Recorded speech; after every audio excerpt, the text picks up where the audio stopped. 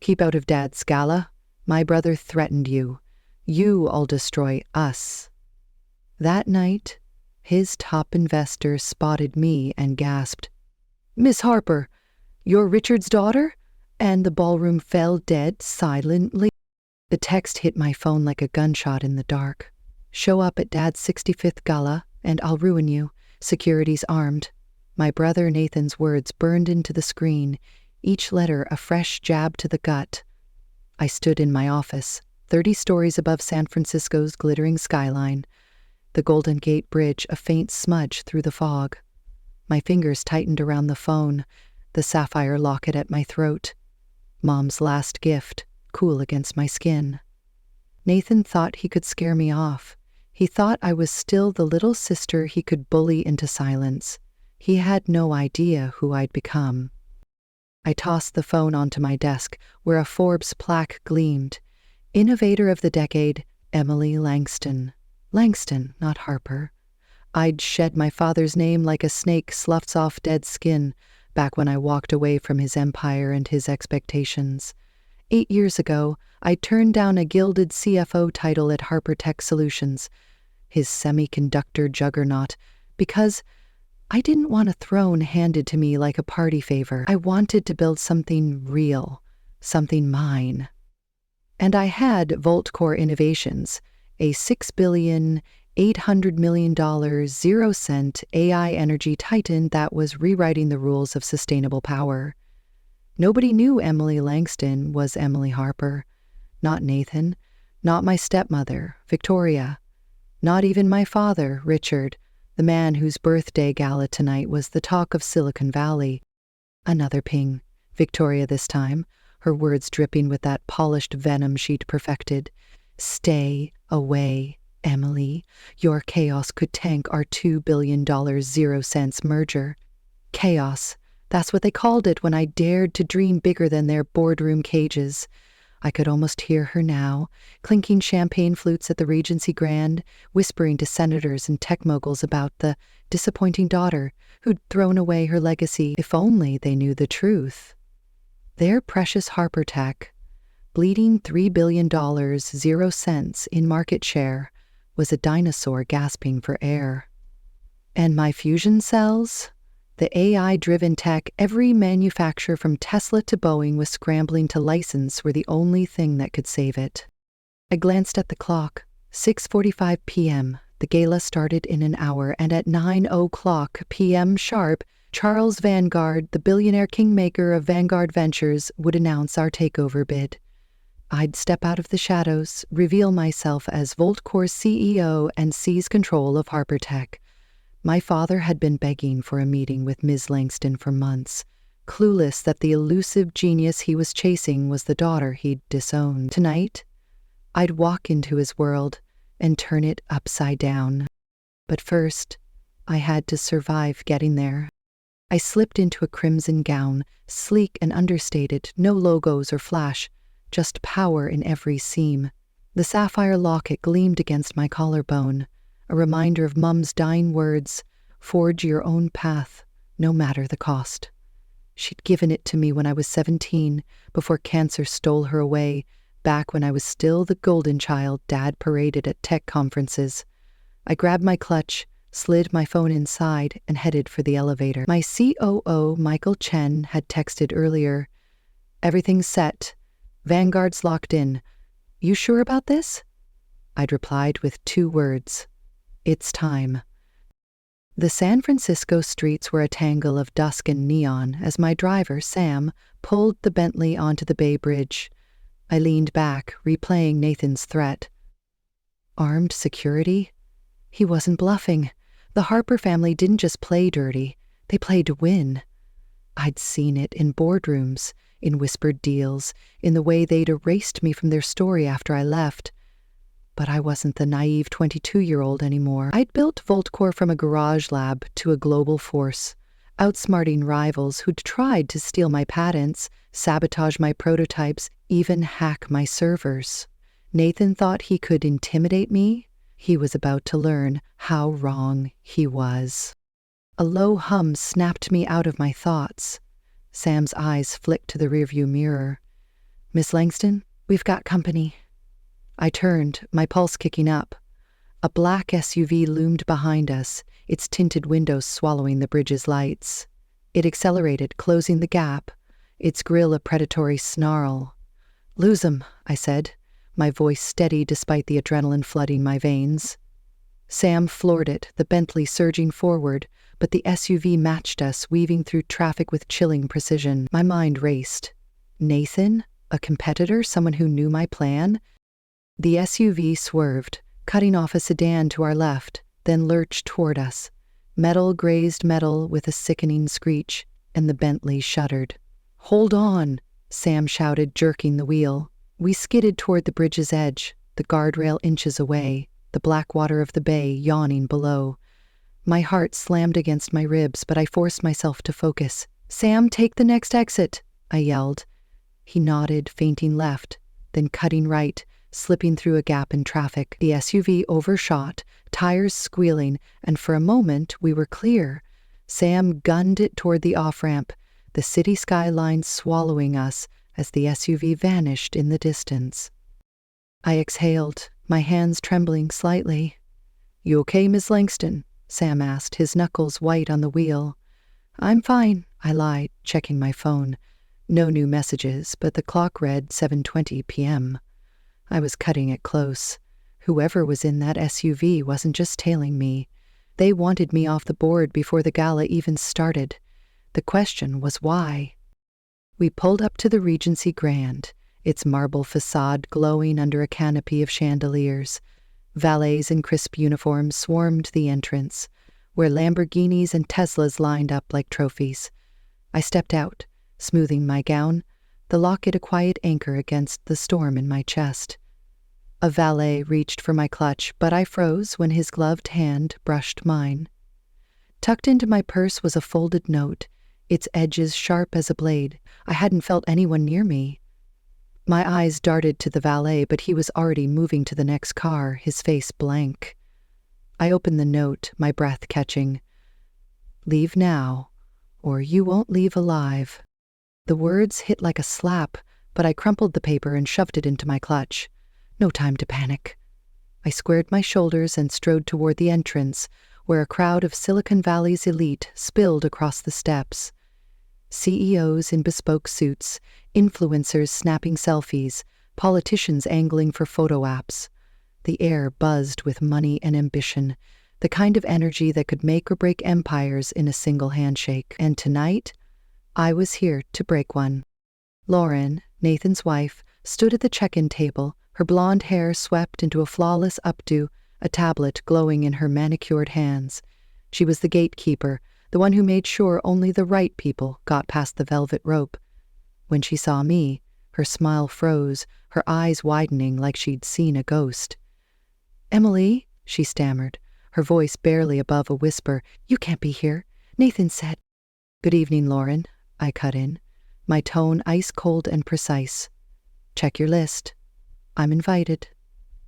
Her fingers fumbled on the tablet, scrolling frantically. I leaned closer, just enough to make her flinch. "Charles Vanguard's office called ahead. You'll find my name." She swallowed, her face paling as she tapped the screen. Yes, here it is. Emily Langston +1 for Vanguard Ventures. But how? I didn't wait for her to finish. I swept past her, my heels clicking on the marble floor, the weight of her stare boring into my back. The ballroom opened before me, a sea of crystal chandeliers and black tie glamour. A massive banner stretched across the entrance. "Happy 65th birthday, Richard Harper, visionary and pioneer." My father's face smiled down from a looping video montage, his silver hair and sharp jawline every inch the tech titan. The crowd applauded as the screen flashed his achievements. HarperTech's IPO, its Pentagon contracts, its glory days. No mention of the $3 billion 0 cents debt, or the competitors eating his market share alive. I scanned the room. Victoria held court near the bar, her $50,000 0 cents diamond bracelet catching the light as she laughed with the senator. My half-sister Chloe, 24 and hungry for attention, clung to a crypto bro in a velvet blazer, her giggles loud enough to cut through the string quartet. And then I saw Nathan, his broad shoulders tense in a tailored tux, his eyes locking onto me from across the room. He didn't hesitate. He stalked toward me, his jaw set, his fists clenched like he was ready to throw me out himself. "What the hell are you doing here?" he hissed, stopping inches from me. His cologne was sharp, expensive, but it couldn't mask the fury in his voice. "I told you to stay away. You think you can just waltz in and humiliate us?" "Lovely to see you too, Nathan," I said, my voice calm, almost playful. I sipped the champagne I'd grabbed from a passing tray, letting the bubbles steady me. "It's a beautiful party. Dad must be thrilled." "Security's on speed dial," he snapped, his face reddening. "You've got 30 seconds to leave before I make a scene." I glanced at my watch, then met his eyes. "Actually, I think you'll find Charles Vanguard's about to arrive, and he personally requested I be here for the announcement." Nathan's scowl faltered, confusion flickering in his eyes. "Vanguard? What could he possibly want with you?" Before I could answer, a murmur rippled through the crowd, heads turning toward the entrance. The air shifted, heavy with anticipation. Charles Vanguard had arrived. At 67, Vanguard didn't need to raise his voice or flash his wealth. His presence alone was enough, a quiet, unshakable power that silenced the room. His gray suit was understated, his silver hair swept back, but every eye followed him. Vanguard Ventures had backed half the unicorns in Silicon Valley, and tonight everyone knew he was here to drop a bombshell. My father practically sprinted to greet him, his hand extended like a kid reaching for a gold star. "Charles, so glad you made it," Richard said, his voice too eager. "Let's talk inside." But Vanguard's eyes weren't on my father. They were scanning the room, sharp and deliberate, until they landed on me. A smile curved his lips, and he brushed past Richard without a glance, walking straight toward me. The crowd parted, whispers trailing in his wake. Nathan stiffened beside me, his breath catching. Victoria's laugh died mid-sentence. Chloe's crypto bro stopped talking, his mouth half open. "Miss Hopper," Vanguard said, his voice warm but commanding as he offered his hand. "An honor to finally meet you in person." The room went still. You could have heard a pin drop, or, in Victoria's case, the clatter of her wine glass hitting the floor. Nathan's face drained of color. Richard froze, his hand still outstretched, his smile collapsing into confusion. "Harper, I don't understand," Richard stammered, his voice cracking. He turned to Vanguard, then back to me, his eyes wild. "You know Emily?" Vanguard's smile widened, his eyes glinting with amusement. "Know her? Richard, your daughter is the most brilliant mind in tech today." He paused, letting the words sink in, then turned to the stunned crowd. "Though, judging by your reactions, I'm guessing none of you realized Emily Langston and Emily Harper are one and the same." The silence shattered. Gasps, murmurs, the clink of a dropped fork. Nathan's mouth opened, but no sound came out. Victoria clutched the bar for support, her bracelet trembling. Chloe blinked at me like she was seeing a stranger, and my father looked like he'd been punched in the chest, his face ashen, his eyes locked on me as if I were a ghost. "That's impossible," Nathan finally choked out, stepping forward. His voice was hoarse, desperate. "She's been gone for years. She walked away from Harper Tech. She hasn't done anything." I tilted my head, meeting his gaze with a cool, unflinching stare. "I've been building Volt Core Innovations," I said, my voice cutting through the room. "Valued at $6,800,000,000, 0 cents. Leading the world in AI-driven fusion cells. That nothing is about to save your company from collapse." Richard's hand trembled as he gripped a chair for balance. "Voltcore," he whispered, the name a prayer and a curse. "The company we've been trying to partner with." "That's you?" Vanguard cleared his throat, his tone brisk. Speaking of which, shall we proceed with the announcement? He gestured to the stage where a spotlight was already warming up. The crowd leaned in, hungry for the reveal. I took a step forward, my heart pounding but my resolve ironclad. Vanguard Ventures and Voltcore Innovations are acquiring a 75% stake in Harper Tech Solutions, I said, my voice clear and unshakable. I'll step in as chairwoman and CEO of the rebranded Harper Voltcore Industries. We start production on our fusion cells in 6 months. The ballroom erupted. Gasps, whispers, a few stunned claps. Nathan's face went scarlet, his fists clenching. "You can't do this," he shouted, his voice raw. "This is our company." "Actually," Vanguard interjected, his tone smooth as silk, "we can, and we are." He turned to the crowd, his presence commanding their attention. "Voltcore's technology is a decade ahead of the market. Every major player wants in, but Ms. Harper insisted her family's company get the first shot. A courtesy, not a requirement." Victoria shoved forward, her voice shrill.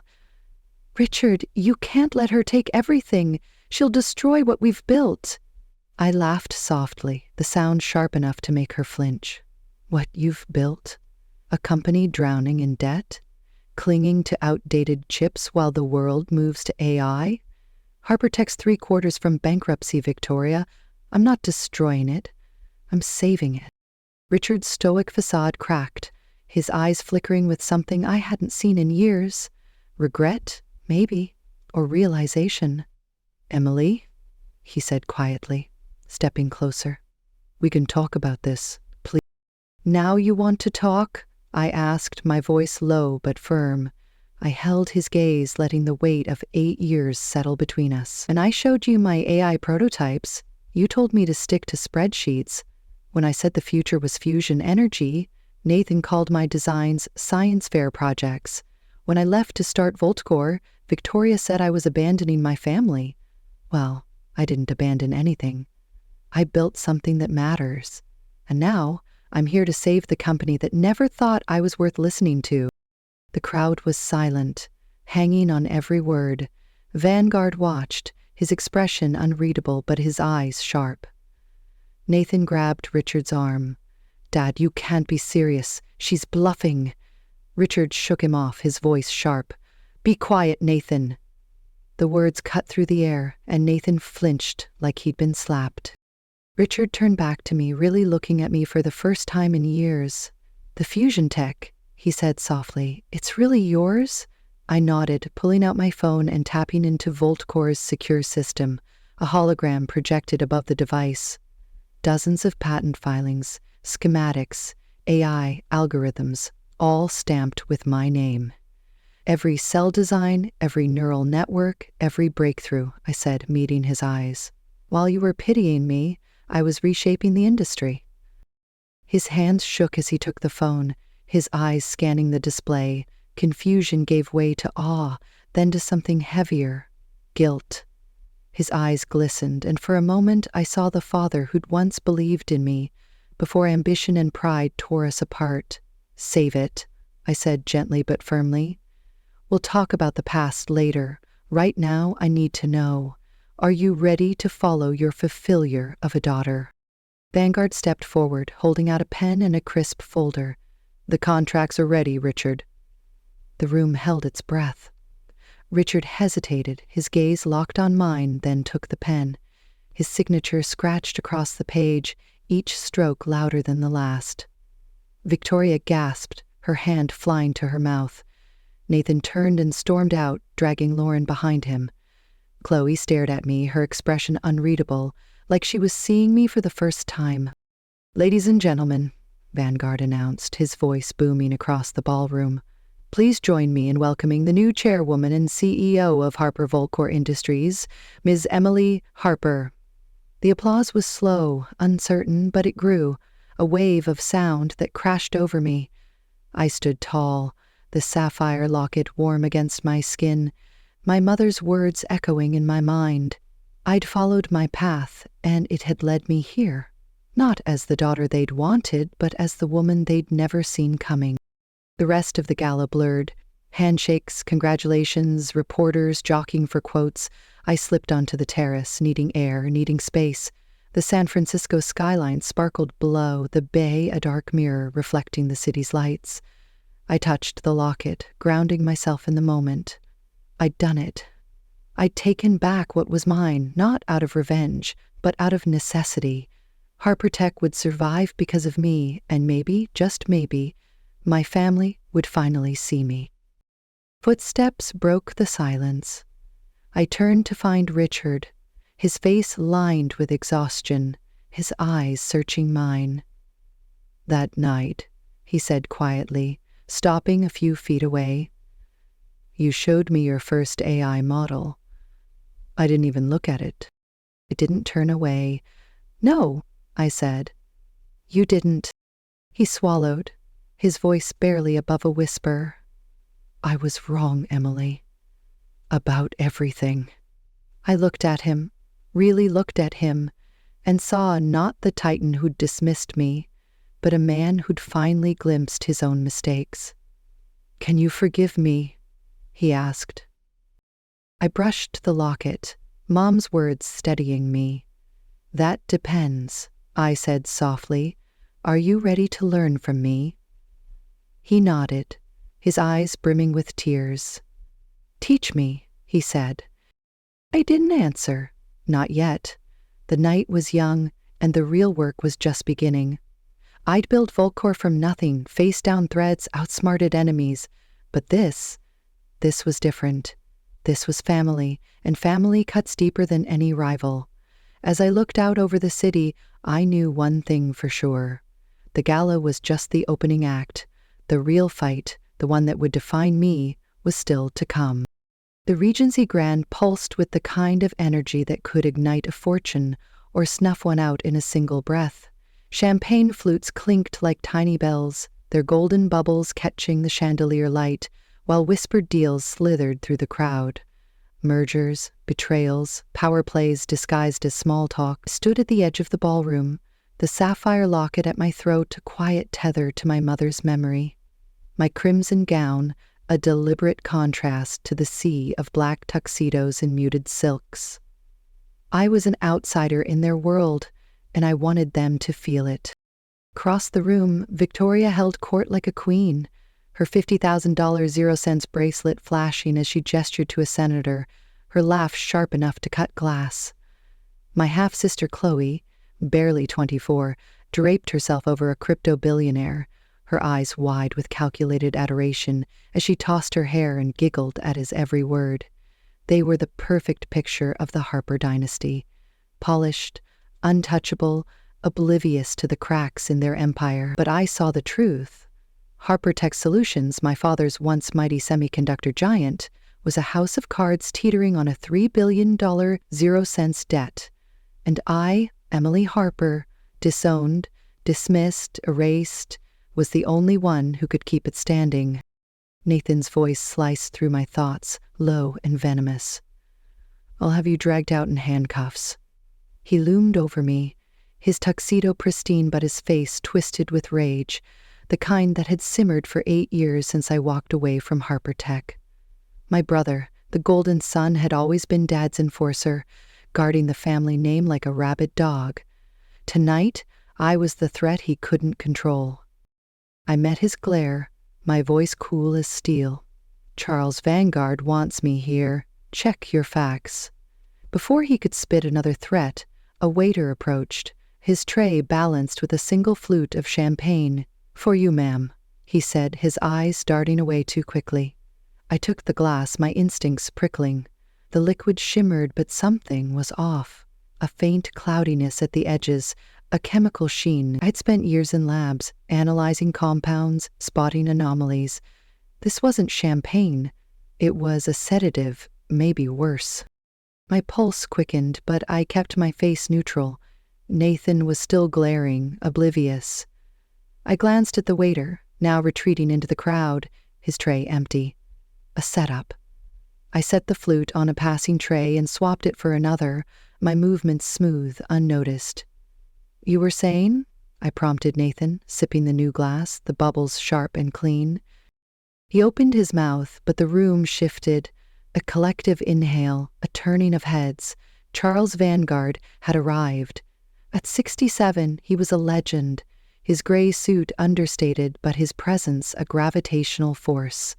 Vanguard Ventures had bankrolled the tech giants that defined our era, and tonight he was the kingmaker everyone watched.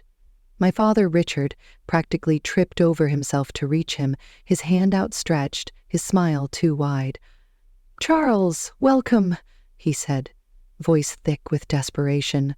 Harper Tech's survival hinged on this night, on the merger Victoria had mentioned, on the deals Richard hoped to close. But Vanguard's eyes weren't on my father. They cut through the crowd, sharp and deliberate, until they found me. He strode forward, ignoring Richard's hand, the room parting like water. Nathan stiffened beside me, his breath hitching. "Ms. Harper," Vanguard said, his voice warm but commanding as he offered his hand. "A privilege to meet you." The word Harper landed like a grenade. Victoria's wineglass slipped from her fingers, shattering on the marble floor, the sound echoing in the sudden silence. Chloe's giggle choked off. Richard's smile froze, his hand still hovering mid-air. Nathan's face drained of color, his eyes darting between me and Vanguard. The crowd leaned in, sensing blood in the water. "Emily?" Richard's voice cracked, disbelief etched into every syllable. "You know her?" Vanguard's smile was a blade, subtle but lethal. "Know her? Richard? Your daughter is the architect of the decade's greatest tech revolution." He turned to the crowd, his gaze sweeping over their stunned faces. "Though it seems none of you knew Emily Langston and Emily Harper are the same person." Gasps rippled through the room, a wave of shock and curiosity. Nathan's jaw clenched, his hands balling into fists. Victoria clutched the bar, her bracelet trembling. Chloe blinked at me, her mouth half open, like she was seeing a stranger. And Richard, my father, looked like he'd been gutted, his eyes wide with a mix of confusion and dawning horror. Before anyone could speak, a low hum filled the room. The massive projector screen above the stage flickered, the looping montage of Richard's achievements replaced by a grainy photo. Me at 16, awkward in braces, standing beside Dad at a Harper Tech Gala. The caption blazed in red, "The Harper Failure." Another image followed, me at 18, packing my bags, the day I left home. The disappointment who walked away. The crowd murmured, heads craning, phones slipping out to capture the spectacle. My childhood, my pain, weaponized for all to see. My stomach twisted, but I forced myself to stand taller. This was no accident. Someone had hacked the system. Someone who knew I'd be here. Nathan's ally, a Harper Tech VP named Greg Kessler, caught my eye from the corner, his smirk barely hidden. He'd leaked my presence to a rival firm earlier. I'd learned from Michael Chen, my COO, via a frantic text. Stocks dipping 8%, Kessler's talking to NextGen Corp. Now this. They wanted me humiliated, broken, before I could make my move. I stepped forward, my voice cutting through the whispers. "Cute slideshow," I said, loud enough for the room to hear. "But if you want to talk failure, let's discuss Harper Tech's $3 billion 0-cents debt and its outdated chip designs." The murmurs shifted, curiosity turning to intrigue. "I'm Emily Harper, CEO of VaultCore Innovations, valued at $6,800,000,000 0 cents. Our AI-driven fusion cells are the future, and tonight, we're here to save the company you've run into the ground." Nathan lunged forward, his voice raw. "You're sabotaging us. This is a stunt." Victoria joined in, her voice shrill. "Richard, she'll ruin everything we've built." The crowd was eating it up, their phones now recording, live tweeting, turning our family drama into a viral spectacle. Vanguard raised a hand, silencing them. Enough, he said, his tone final. Voltcore and Vanguard Ventures are acquiring a 75% stake in Harper Tech. Emily Harper will assume the role of chairwoman and CEO of the rebranded Harper Voltcore Industries. Production of her fusion cells begins in 6 months. The room erupted, gasps, shouts, a few stunned claps. Richard's face was ashen, his hands trembling as he gripped a chair. Voltcore, he whispered, the company we've been chasing. That's you? I nodded, meeting his eyes, letting him see the weight of 8 years. 8 years of dismissal, of laughter, of being told my dreams were childish. A board member, Evelyn Shaw, pushed through the crowd, her voice dripping with accusation. This is outrageous. We'll sue. Those patents are forged. Voltcore's tech can't be hers. The crowd leaned in, sensing a new twist. Tension crackled, the air thick with doubt. I pulled out my tablet, my fingers steady despite the adrenaline. With a tap, I projected my patents, 47 of them, each stamped with my name, detailing every fusion cell, every AI algorithm. Forged? I said, my voice icy. I built Voltcore from a garage lab while you were busy mocking me. Harper Tech's dying because you ignored the future. I'm the future. The crowd stilled, the patents glowing above me like a crown. Evelyn faltered, her face reddening. Richard's eyes brimmed with tears, his voice barely audible. You built this alone. I nodded, the locket warm against my skin, Mom's words echoing. Forge your path. For I could savor the moment, a piercing wail shattered the silence. A fire alarm, shrill and relentless. The crowd froze, then surged toward the exits, panic spreading like wildfire. I scanned the room, my instinct screaming. This wasn't a drill. Through the chaos, I spotted a figure in a maintenance uniform near the stage, tampering with a panel. The sprinklers. He wasn't fixing them. He was rigging them to flood. My heart pounded, but I moved, weaving through the crowd, my heels slipping on the marble. Get back! I shouted, reaching the panel. The saboteur turned, his face half hidden by a cap, but I caught a glimpse of a scar on his jaw before he bolted. I yanked open the panel, my fingers flying over the wires. I'd designed enough systems to know a sabotage when I saw one. A rerouted valve, pressure set to maximum. A flood in this packed ballroom could drown dozens. I cut the main line, the alarm still blaring, and the sprinklers sputtered, then stopped. The crowd slowed, confusion replacing panic. Security stormed in, too late to catch the saboteur. I leaned against the panel, catching my breath, the locket grounding me. Nathan's voice cut through the noise, now live streaming to his phone, his face red with fury. She's a fraud, he shouted to his followers. She's stealing Harper Tech. Shareholders, stop this deal. The crowd buzzed, phones pinging with notifications. His plea was going viral, rallying investors against me. Vanguard stepped forward, unruffled, a contract folder in hand. Richard, he said, offering a pen. The choice is yours. Richard's hands shook, his eyes locked on mine. I saw the man who'd laughed at my AI prototypes 8 years ago, who'd called them cute sketches while Nathan smirked and Victoria rolled her eyes. I saw the father who'd erased me from his story. But I also saw a man broken, realizing too late what he'd lost.